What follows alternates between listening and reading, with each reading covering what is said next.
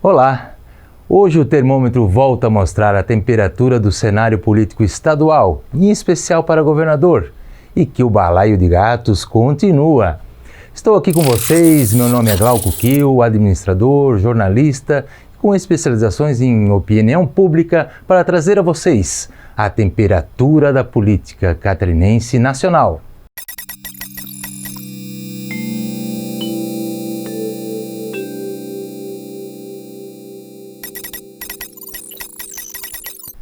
E para quem pensou que o mês de janeiro seria de férias no cenário político estadual e nacional, se enganou.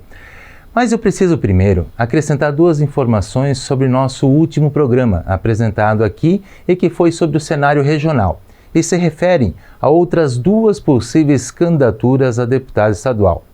Ela se refere ao Mário Sérgio, professor, ex-vereador, que está estudando a possibilidade de ser o candidato do PDT. Recebeu o convite do PDT regional, mais especificamente de Rio do Sul, para ser pré-candidato a deputado estadual.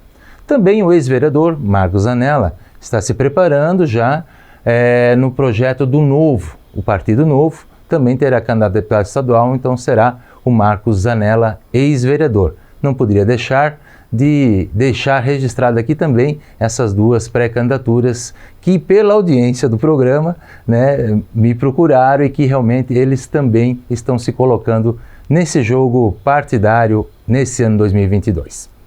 Bem, já no estado de Santa Catarina, a primeira expectativa sobre o 2 de abril, aquela data final para a renúncia dos prefeitos, ela pode ser antecipada. Devemos ter alguns capítulos dessa novela acontecendo antes daquela data lá de 2 de abril, tanto para a mudança de partido, como para a renúncia dos prefeitos que querem ser pré-candidatos, ela pode acontecer antes, porque realmente a fervura está grande. Mas todas as principais candidaturas passarão por movimentos e elas passam desde o Jean Loureiro, o que é do Democratas, será o futuro União Brasil, Antídio Lunelli, do MDB, até o governador Carlos Moisés e o ex-governador Raimundo Colombo, além das já consolidadas candidaturas do Bloco de Esquerda, liderado pelo PT do presidente Décio Lima, ou pelo PSB dos ainda não filiados Dário Berger e Jorge Boeira, e a frente bolsonarista com Jorginho Melo, e a sempre possível candidatura de Expedião Amin pelos progressistas. Vamos iniciar pelo MDB e Moisés. Vamos colocar aqui novamente esses dois ingredientes nessa fervura.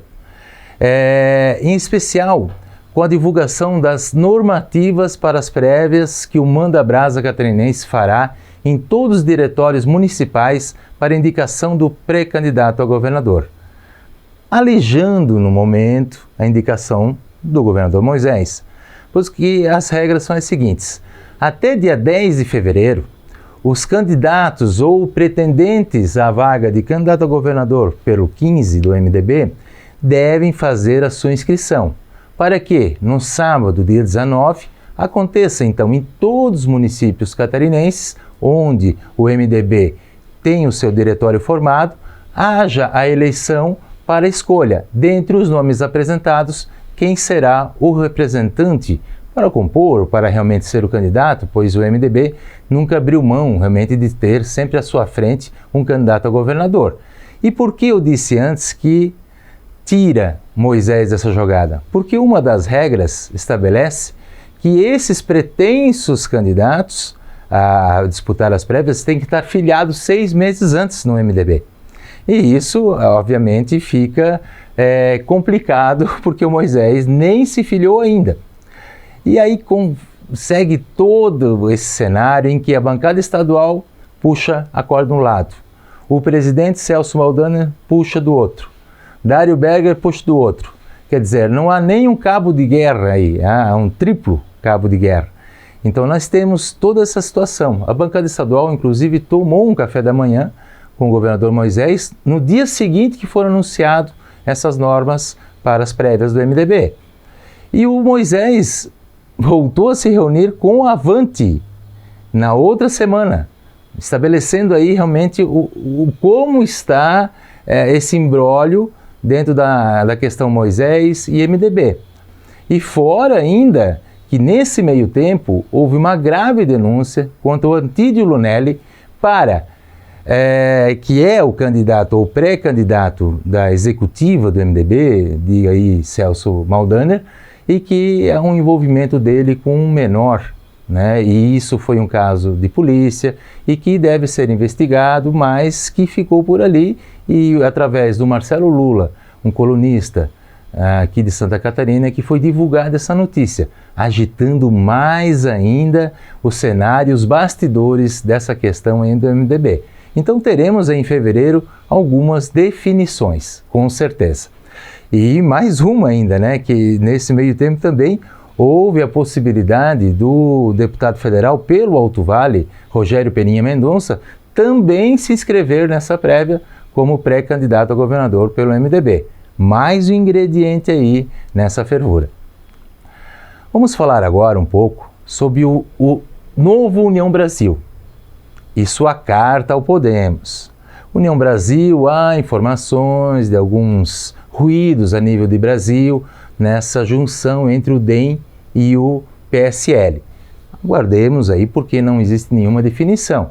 A princípio, até pelas palavras do prefeito de Florianópolis, Jean Loureiro, que deve ser o presidente do União Brasil, está tudo bem, está tudo andando conforme combinado. Não é o que se tem ouvido nos bastidores. E para fortalecer a sua, vamos dizer assim, vontade de querer ser candidato a governador, e para isso existem várias circunstâncias nesse meio político, que são a questão do marketing, a questão financeira e principalmente a questão política, a força das coligações, do ajuntamento de partidos, né, como se diz no popular. Então aí União Brasil fez uma carta ao Podemos, tentando desde já, fazer uma parceria para lá na frente escolher, através de pesquisas, através de algumas diretrizes formalizadas nessa carta, em que ele e o pré-candidato do Podemos, o prefeito Fabrício, possam estar juntos nessa construção e com uma outra questão aí, querendo atrair o PSD de Raimundo Colombo. Então, essa conjuntura, porque hoje o que mais atrapalha, enfraquece tanto Jean como Fabrício, é a falta de capilaridade do União Brasil e do Podemos no estado de Santa Catarina. Não tem densidade eleitoral nem partidária. E isso é muito preocupante. Por isso, essa vontade de quanto antes mostrar força, mostrar articulação, é que Jean Loureiro fez essa movimentação. Mas o que mostrou principalmente essa carta foi que dentro do Podemos existem muitas contrariedades. E citado por alguns analistas políticos, é um partido que tem muito cacique e pouco índio.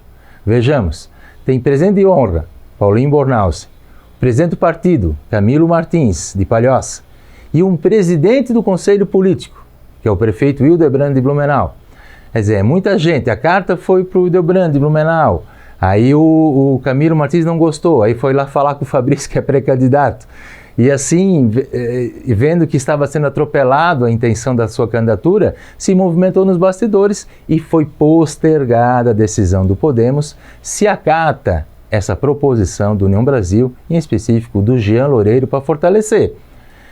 Já Colombo, nesse circuito todo, que realmente circula bem nesses dois partidos, Podemos, União Brasil, teve um fôlego extra em janeiro.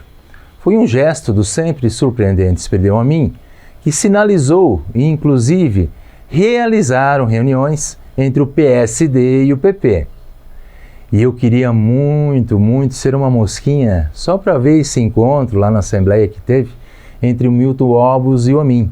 Desafetos desde a desfiliação do deputado estadual agora, Milton Obos, do Progressistas lá atrás e que depois foi apoiar o Luiz Henrique, né, em virtude dos grandes recursos que vieram do governo do estado e do MDB aqui para Rio do Sul, e os ruídos continuam até hoje.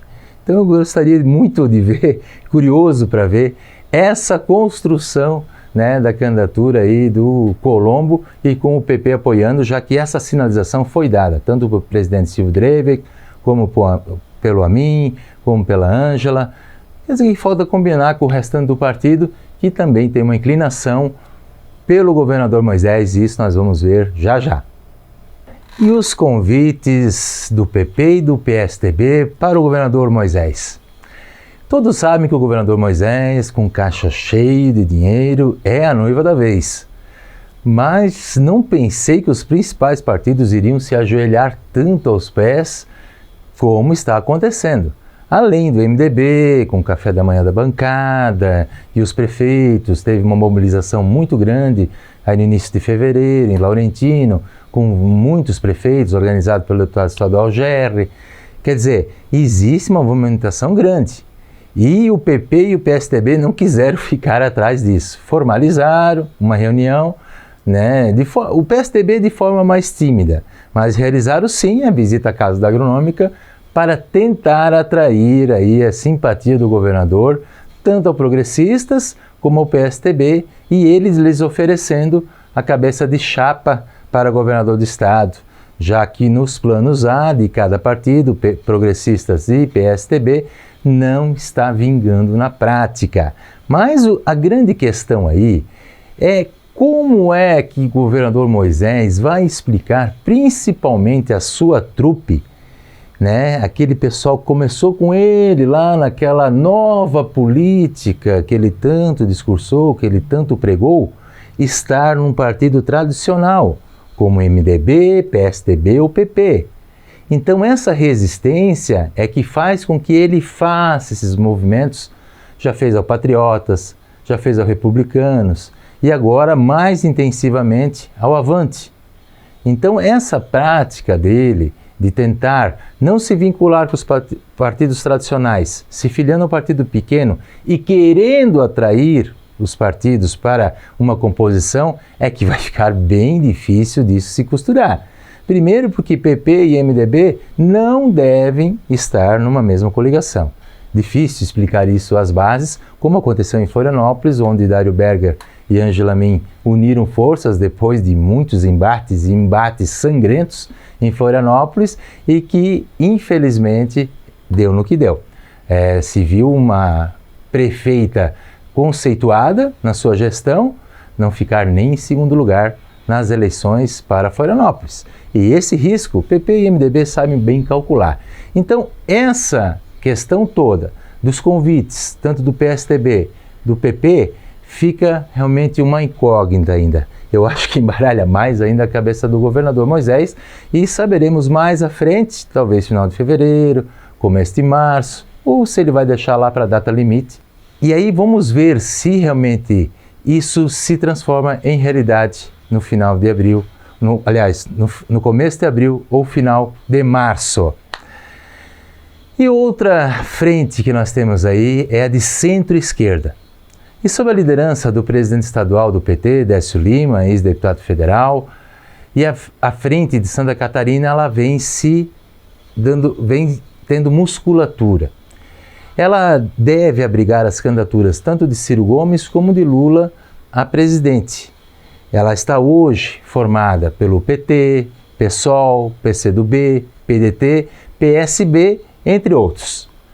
E cada vez mais unida, né, como os encontros estão mostrando, e com a confirmação da já filiação de Boeira e a tão aguardada filiação do quase ex-MDB Dário Berger, mas que ganhou um fôlego nas prévias do MDB, pelos prazos e pelas condições apresentadas, vamos ver se até dia 10 ele coloca um nome para disputar as prévias do MDB ou encaminha a sua filiação ao PSB Nacional. PSB Nacional, que ele já namorou, já noivou, mas falta o casamento. Falta concretizar a aliança no dedo. E é isso que os próximos capítulos vão nos dizer. Mas não resta dúvida que esse frentão está unido, bem articulado e forte para dar os devidos palanques, tanto a Lula como a Ciro Gomes, que serão os candidatos dessa frente de esquerda para presidente da República. Por último, e não menos importante, né, Jorginho e as candidaturas bolsonaristas. Aí nós já temos também a fervura, né, passando dos limites. É que o cenário, com a vinda do Bolsonaro ao PL, né, apareceram vários conflitos internos, né, para poder acomodar as possíveis candidaturas a deputado e, inclusive, a não intenção de Luciano Huck, da Havan, de se filiar ao PL, abrindo uma candidatura independente. E por que tudo isso? Porque as questões que a gente vê entre a política tradicional e a política que se mostrou em 2018, bolsonarista, ela tem uma diferença. E esse é o grande desafio do pré-candidato a governador, Jorginho Melo, tem, de conciliar as candidaturas raiz do PL, tanto deputado estadual, como lá no sul do estado, do Márcio Búrigo, ex-prefeito de Criciúma, que houve um incômodo muito grande quando o deputado estadual bolsonarista Gessé Lopes disse que estaria filiado ao PL. Rapidamente, o diretório estadual do PL emitiu uma nota dizendo que não, Gessé não está ainda filiado. Então, Márcio Búrigo recuou e retomou a sua pré-candidatura a deputado estadual. Esse foi vamos dizer assim, dos atritos que já teve. Aí houve também a desistência do pré-candidato a deputado federal, Caio, lá do sul do estado, vice-prefeito de Tubarão, que também era pré-candidato a deputado federal pelo PL, mas com a possível vinda de Daniel Freitas e a já candidatura de Júlia Zanata pelo PL, tirou o pé e disse que não é mais candidato e deve até se desfiliar do PL. Outra encrencazinha para o Jorginho também conciliar para realmente fazer um pacote, um grupo forte aí de pré-candidaturas a deputado estadual e federal. Não está havendo uma sintonia entre as pré-candidatas a deputada federal pelo oeste de Santa Catarina, mais especificamente Chapecó, mesmo que Daniela seja de Maravilha, ela tem uma penetração muito grande em Chapecó.